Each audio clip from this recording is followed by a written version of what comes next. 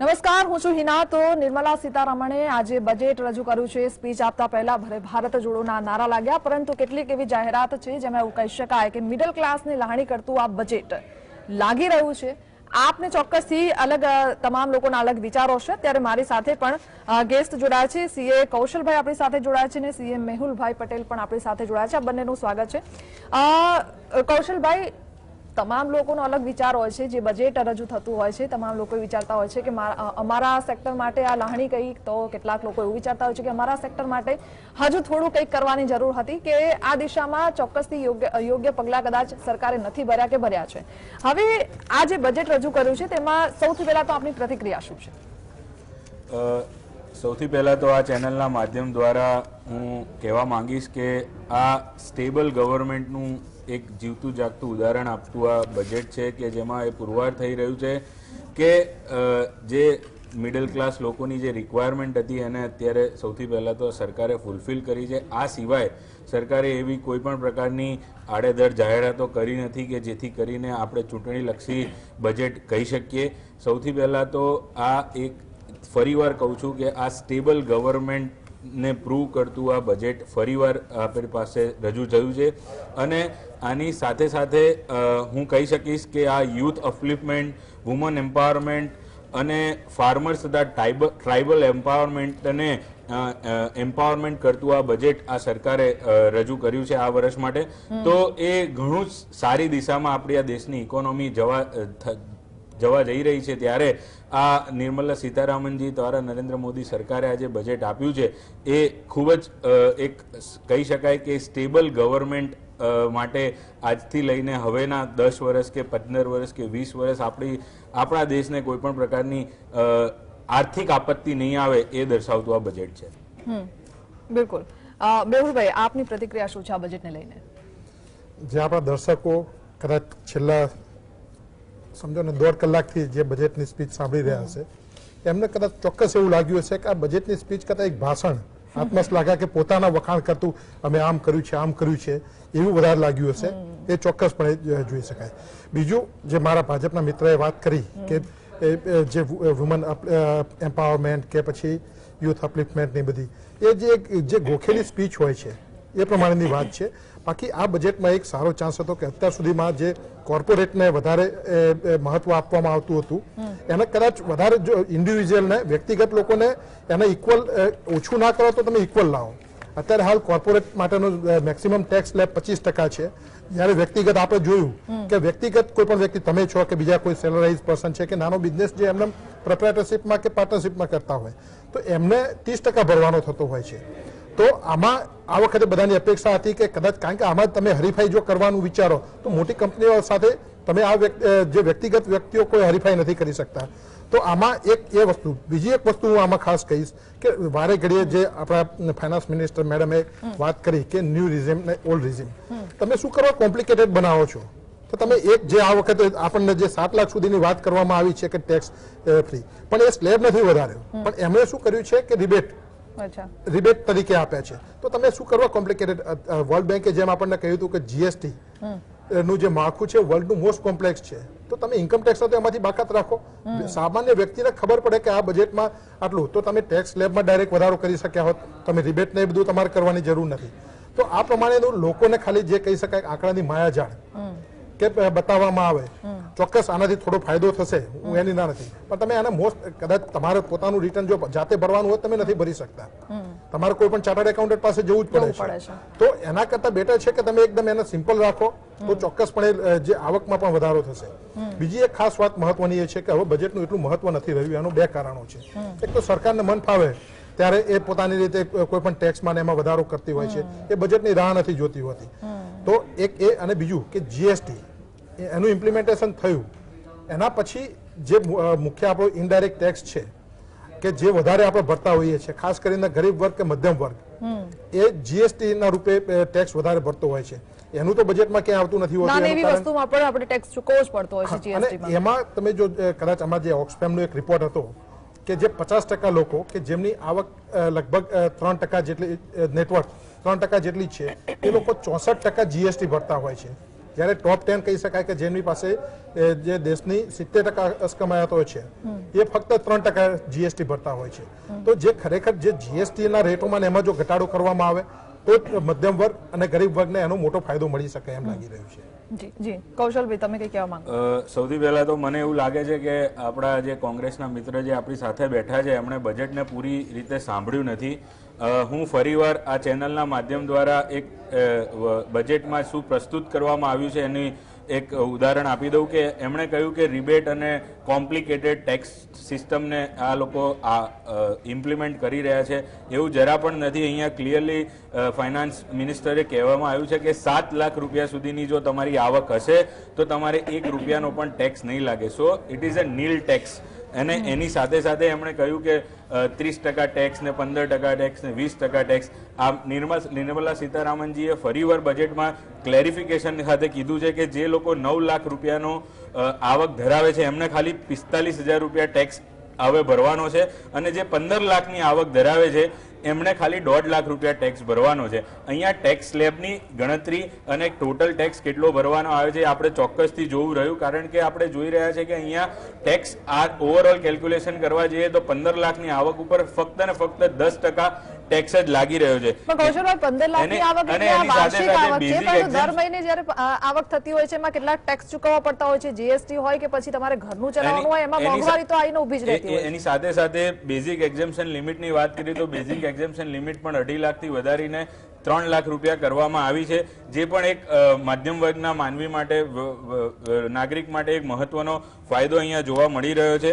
અને આપણે જોઈ રહ્યા છે કે અત્યાર જે પ્રીવિયસ યરનું ટેક્સેશન હતું અને અત્યારનું ટેક્સેશન છે એમાં અત્યારે ઓવરઓલ 25% ટેક્સ રિડક્શન આ બજેટમાં આપવામાં આવ્યું છે.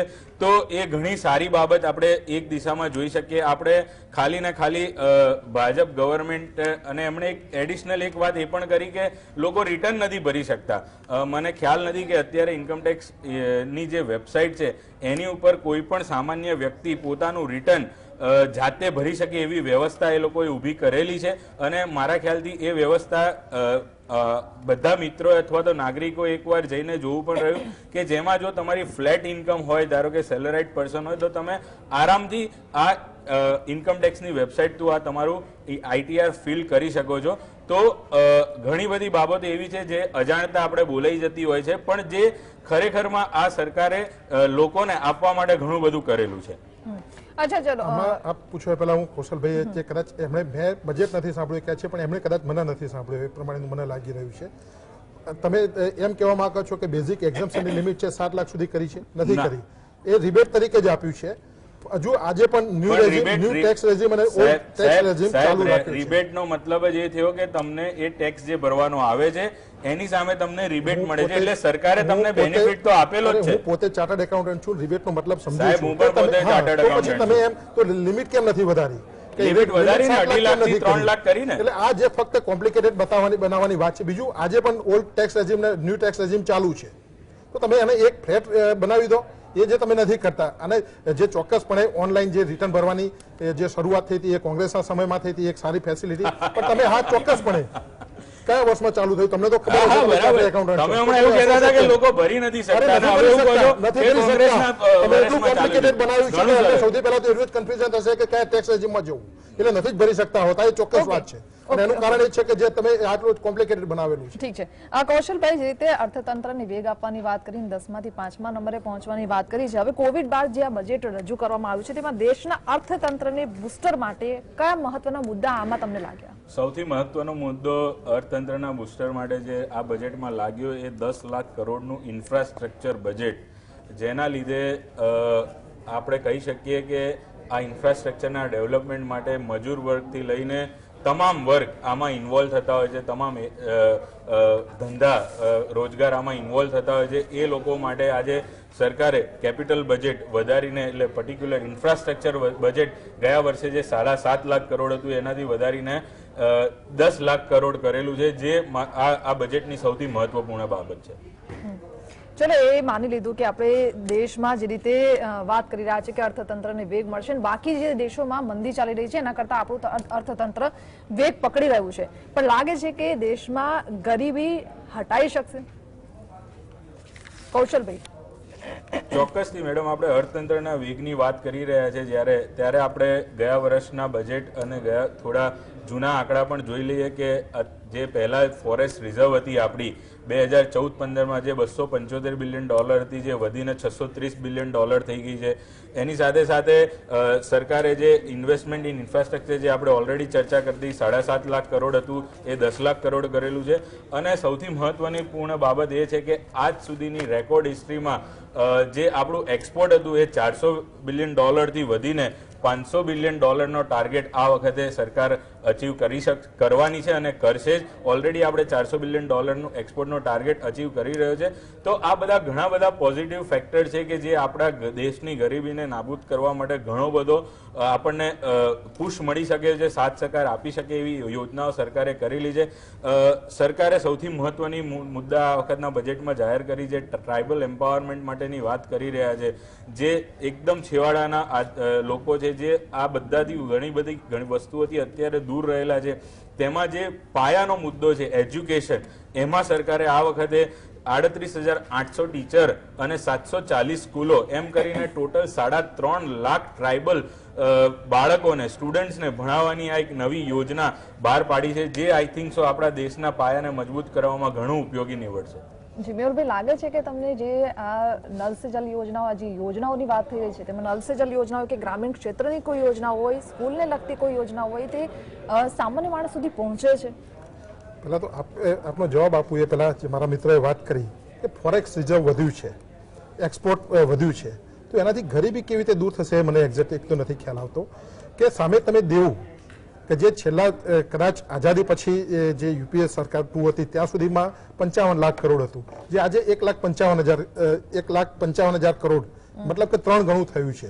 તો જે દેવામાં દેશના અત્યારે ડૂબાડી રહ્યા છો કે એના માટેનું, તો એના માટે જે, અને એ દરેક વ્યક્તિગત, આજે દરેક વ્યક્તિના ભારતના નાગરિકના માથા ઉપર 1,09,000 રૂપિયાનું દેવું છે.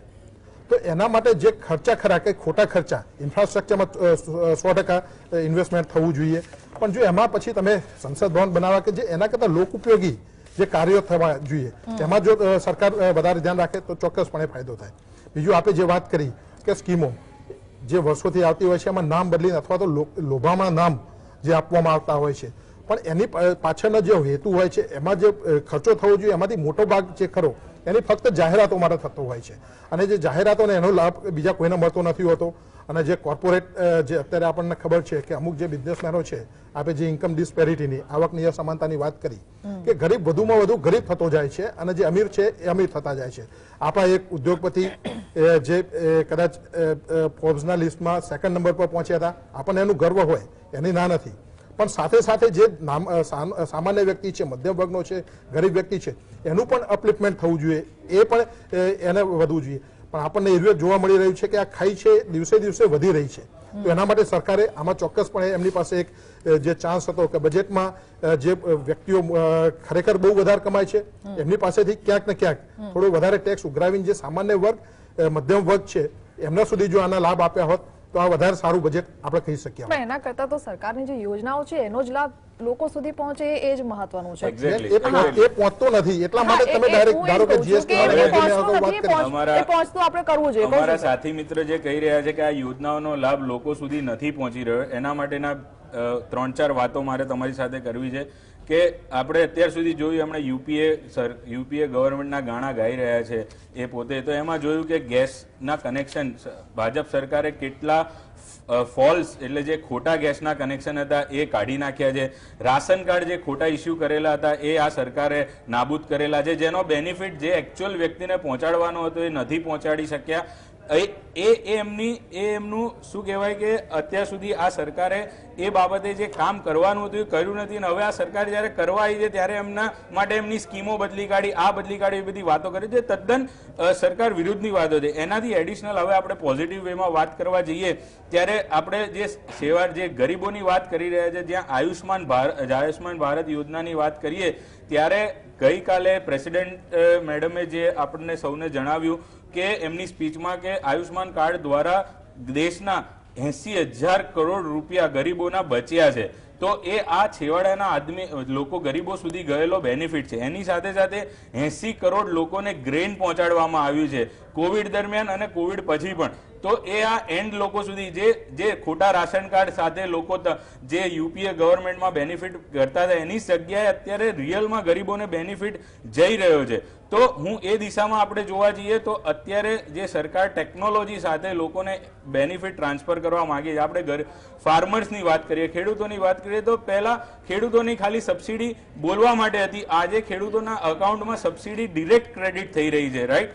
તો એ બધા બેનિફિટ્સ આપણે ખરેખર જોવાના રહ્યા કે ટેકનોલોજીનો ઉપયોગ કરીને આ સરકાર કેટલું કામ કરી રહી છે. કૌશલભાઈ, તમે ટેકનોલોજીની વાત કરીને તો બજેટમાં એ પણ કીધું છે કે આ ટેકનિકલ જે ક્ષેત્રે લાઇબ્રેરી એટલે કે ઈ લાઇબ્રેરી પણ શરૂ કરવામાં આવશે બાળકો માટે.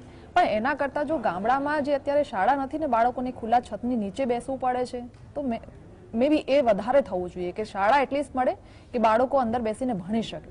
લાઇબ્રેરીની વાત તો દૂર રહી. ફરીવાર આ ચેનલના માધ્યમ દ્વારા કહેવા માંગીશ, તમે જે ગામડાઓની વાત કરો છો, સરકારે આજના બજેટમાં 740 નવી શાળાઓ અને 3.5 લાખ બાળકોને ભણાવવાની નવી યોજના, 38,800 ટીચરોને રિક્રુટ કરીને નવી યોજના લાગુ પડી છે.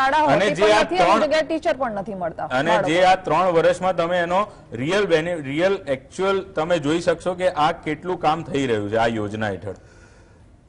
કૌશલ, મેહુલભાઈ, લાગે છે કે અમુક જગ્યાએ જે જર્જરિત શાળા હોય છે કે પછી અમુક જગ્યાએ ટીચર પણ હોતા નથી, હવે ઈ લાઇબ્રેરીની જે વાત કરી રહ્યા છે કે બાળકો માટે ઊભી કરવામાં આવશે. આપણે જેમ અત્યારે 100 સ્માર્ટ સિટીનો ફાયદો લઈ રહ્યા છીએ એવી રીતે ઈ લાઇબ્રેરી બનશે, બીજું કઈ એમાં નવું નથી. એ સારી વાત છે, ચલો આપણે માનીએ કે સારી વાત છે. એટલે એમ નહીં, પણ એ જે વાતો જ છે કે તમે, તમારી વાત 100% સાચી છે કે તમે પેલા શાળા સુધારો, ત્યાં શિક્ષકો લાવો અને એનાથી વધારે કદાચ નવી ખોલશો નહીં પણ બંધ કરો છો એ તો બંધ કરો, એ બંધ કરવાનું. કારણ કે ઘણી બધી શાળાઓ આપણે જોઈ શકીએ છીએ જેટલી છે એને તો તમે સારી બનાવો કે લોકો બેસીને વાંચી શકે, ભણી શકે. એટલે ઈ લાઇબ્રેરી બનાવવાની વાત છે. ઈ લાઇબ્રેરીનો પછી ફાયદો કોણ લઈ શકશે? કે જે અમીર વર્ગ છે, કે જેની પાસે કદાચ લેપટોપ છે કે બીજી જે ઉપકરણો છે. તો જે ગરીબ અથવા તો મધ્યમ વર્ગ છે કે જેને ફી ભરવા માટે બી અત્યારે ફાફા પડી રહ્યા છે, એમના માટે તો આમાં એનાથી એવો બહુ મોટો મને ફાયદો નથી દેખાઈ રહ્યો. બીજી વાત કરી મારા મિત્રએ કે ખેડૂતોને સબસિડી આપવામાં આવે છે, પણ તમે એના કરતાં તમે જે જીએસટી અત્યારે હાલ જે ખેતીના દરેક ઉપકરણ ઉપર કે બિયારણ ઉપર એના ઉપર લગાવવામાં આવે છે, તો તમે એવી બંધ કરો છો એમને ખેડૂતોને એમનામાં જ ફાયદો છે.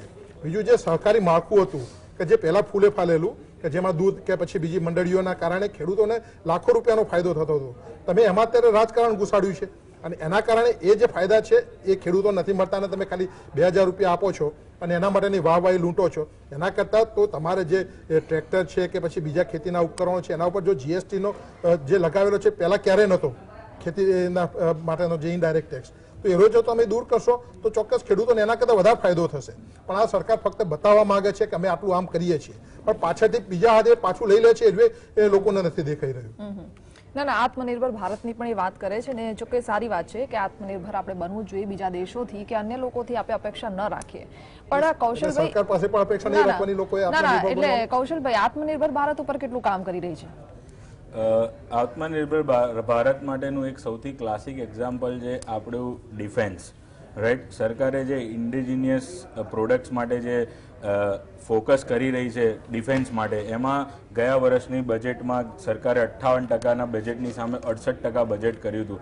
અને તમે અત્યારે ડિફેન્સ જે પણ ઇક્વિપમેન્ટ્સ છે, રાઈટ, ડિફેન્સ માટેની જેટલી જરૂરિયાત વસ્તુઓ છે એના અત્યારે ઉપર જોવા જઈએ તો અત્યારે સરકારે એની ઉપર ડાયરેક્ટ સબસિડી, એના એસ્ટાબ્લિશમેન્ટ માટેની બેનિફિટ્સ અત્યારે આપવાના ચાલુ કરી દીધા છે. એના લીધે આપણો દેશ આજે આત્મનિર્ભર બન્યો છે, વિશ્વમાં ઓળખાતો થયો છે, લોકો આવતા થયા છે અને લોકો આપણી પાસેથી આ ડિફેન્સના ઇક્વિપમેન્ટ્સ પરચેસ કરતા થયા છે. અત્યાર સુધી આપણે જોઈ રહ્યા હતા કે આ બધું જ આપણે ઇમ્પોર્ટ કરી રહ્યા હતા અને આપણું મેક્સિમમ બજેટ આપણે એમાં વાપરતા હતા. ભારત દેશના જે નાના ઉદ્યોગો છે ને એ ખતમ થઈ રહ્યા છે, એનું શું? નાના વેપારીઓ છે જે આત્મનિર્ભર છે, જે પોતે જ વસ્તુ બનાવે છે અને વેચે છે, પણ આપણા દેશમાં એ ખરીદાતી નથી, કદાચ આપણે જે વાત કરી રહ્યા છે એમાં હું એડ વસ્તુ એક કરવા માંગીશ કે અત્યારે તમે બધા જોઈ રહ્યા છો કે નાના વેપારીઓ કે જેમને તકલીફ પડી રહી છે એવું હું માનું છું ત્યાં સુધી ઘણી મહદઅંશે છે જે લોકો અત્યારે ટેકનોલોજી નથી વાપરતા, જે લોકો યુપીઆઈ પેમેન્ટ્સ નથી વાપરતા, એ લોકોને ચોક્કસથી તકલીફ પડી છે. કારણ કે આજે આપણો દેશ યુપીઆઈ ટ્રાન્ઝેક્શનમાં વર્લ્ડમાં નંબર 1 વર્લ્ડમાં લીડ કરી રહ્યો છે. ત્યારે એ તમારી મેન્ટાલિટીને ચેન્જ કરવાથી ખરેખર તમને બેનિફિટ થઈ રહ્યો છે. અત્યારે જે બીજી બધી એપ્લિકેશનો દ્વારા સેલ થઈ રહ્યું છે એમાં ઘણા બધા નીચેના જે તમે વાત કરી રહ્યા છો નાના વેપારીઓને ઘણો બધો ફાયદો થઈ રહ્યો છે. એટલે હું એવું માનું છું કે આત્મનિર્ભર અને એનાથી સાથે સાથે આત્મનિર્ભર અથવા તો દેશમાં જે તમે કહી રહ્યા છો નાના વેપારીઓને તકલીફ વધી રહી, તો દેશમાં આટલા બધા સ્ટાર્ટઅપ એસ્ટાબ્લિશ કઈ રીતે થઈ શકે? આજે સ્ટાર્ટઅપનો આંકડો જુઓ તમે, આજે વર્લ્ડમાં નંબર 1 સ્ટાર્ટઅપ છે. આપણે એટલા બધા યુનિકોર્ન સ્ટાર્ટઅપ વર્લ્ડમાં આપેલા છે કે જેમાં આ છેલ્લા 5 વર્ષમાં થયેલું કામ છે જે આજ સુધી નથી થયેલું. અને આ બધા બેનિફિટ નીચેના વ્યક્તિઓને કોઈના કોઈ રીતે મળવાના જ છે. આપણે એવું વિચારી રહ્યા છીએ કે નથી મળી રહ્યા એ અલગ વસ્તુ છે, પણ મારો ખાલી એની સાથેનો એક જ કન્સેપ્ટ છે જે મેં અનુભવેલો છે. કેટલાક વેપારીઓ એવા છે, ચોક્કસ હું એની ઉપર જ આવું છું, જે ટેકનિકલ વસ્તુને જાણતા જ નથી. એક્ઝેક્ટલી હું એની ઉપર જ આવું છું મેડમ. એમાં ટેકનિકલ વસ્તુને સમજવા માટે તમારે ટ્રેનિંગ લેવી જોઈએ, તમારે માઇન્ડસેટ ચેન્જ કરવો પડે. અને તમારે આ અત્યારે તમે સમજો કે કાલ સવારે હું એક દુકાનમાં ગયો હતો, એ દુકાનના દાદાએ કહ્યું કે હું યુપીઆઈ પેમેન્ટ નથી વાપરતો, હું યુપીઆઈ કે કાર્ડ નથી વાપરતો.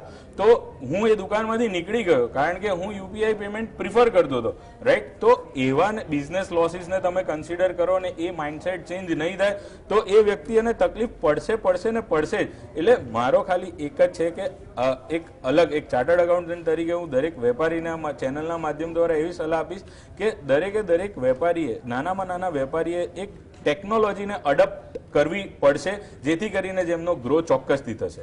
જી મેહુલભાઈ, બીજો એક મુદ્દો એ છે જે સૌથી વધારે લોકો કદાચ વિચારતા હશે આ બજેટને લઈને કે આ બજેટમાં એવી કોઈ જોગવાઈઓ હોય કે સરકારનું બજેટ એવું હોય કે આવનાર સમયમાં રોજગારી ચોક્કસથી લોકોને મળી રહે. આ બજેટમાં તમને એવું લાગ્યું કે લોકોને આવનારા વર્ષમાં રોજગારી મળશે? ગઈકાલે જે આપણા નાણામંત્રી જે આંકડા રજૂ કર્યા અને એમણે કહ્યું કે બેરોજગારી ક્યાંક ઘટી રહી છે. આંકડાઓમાં ચોક્કસ એક કદાચ દેખાઈ રહ્યું છે, પણ વાસ્તવિકતા જ્યારે બજારમાં જોતા હોઈએ છીએ ત્યારે એનાથી વિપરીત આપણને જોવા મળે છે. અત્યારે કોઈ પણ એક સરકારી જગ્યા માટેની જાહેરાત બહાર પડે તો એમાં લાખો લોકો ફોર્મ ભરતા હોય છે.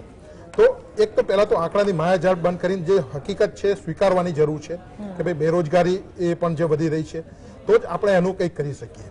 બીજું, જે ટેકનોલોજીનો ઉપયોગ ચોક્કસ આવકાર્ય છે હોવો જ જોઈએ, પણ સાથે સાથે તમે અત્યારે જુઓ છો કે બેંકમાં જે ટ્રાન્ઝેક્શન થાય એના ઉપર ખૂબ મોટા ચાર્જીસ લગાવવામાં આવે છે. તો આ સરકાર ક્યાંક ને ક્યાંક લોકો પાસેથી ક્યાંથી મળી શકે છે એની જે વેતનમાં હોય છે કે કારણ કે જો હા તમારે યુપીઆઈ અથવા તો ટેકનોલોજીનો ઉપયોગ વધારવો હોય તો એનો વાંધો નથી, તો તમે એના માટેના જે બેંક ચાર્જીસ છે એ તમે ઓછા કરી દો તો ઓટોમેટિક જ એમાં આ ચેનલના માધ્યમ દ્વારા ફરીવાર કહેવા માંગુ છું કે ઇન્ડિયામાં યુપીઆઈ પેમેન્ટ તમારા અકાઉન્ટમાં ક્રેડિટ થાય તો અત્યારે 1% ચાર્જ નથી, 1 રૂપિયાનો ચાર્જ જ્યારે તમે બેંકમાંથી વિથડ્રો કરો છો મિસગાઈડ કરવામાં આવી રહ્યો છે. ના, બેંકમાંથી તમે પૈસા વેપારી વિથડ્રો કરવાના આવે છે તો એના ઉપર ચાર્જીસ લાગતા હોય છે.